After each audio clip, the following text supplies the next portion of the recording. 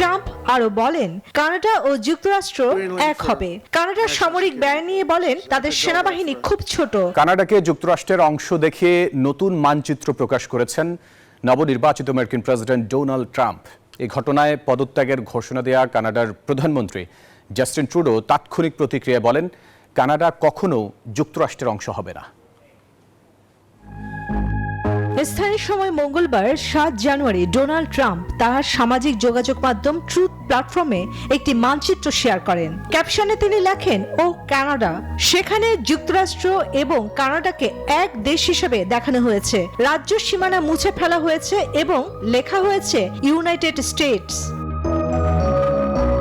Trump আরো বলেন Canada ও যুক্তরাষ্ট্র এক হবে। কানাডার সামরিক ব্যয় নিয়ে বলেন তাদের সেনাবাহিনী খুব ছোট।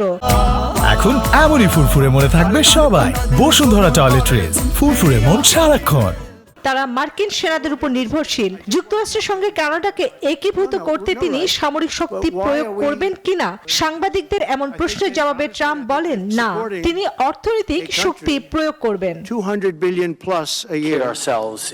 এদিকে ট্রাম্পের এমন বক্তব্যের প্রতিবাদ করেন কানাডার প্রধানমন্ত্রী জাস্টিন ট্রুডো। কানাডা কখনোই যুক্তরাষ্ট্রের অংশ হবে না বলে জানিয়ে তিনি বলেন যুক্তরাষ্ট্র এবং কানাডা একে অপরকে সবচেয়ে বড় বাণিজ্যিক ও নিরাপত্তা সহযোগী। এতে দুই দেশের কর্মী ও সমাজ উপকৃত হচ্ছে, কিন্তু কানাডা কখনো যুক্তরাষ্ট্রের অংশ হবে না। কানাডার পররাষ্ট্রমন্ত্রী মেলানি জোলি অভিযোগ করেন কানাডা কখনোই এই ক্ষেত্রে পিছু হটবে না।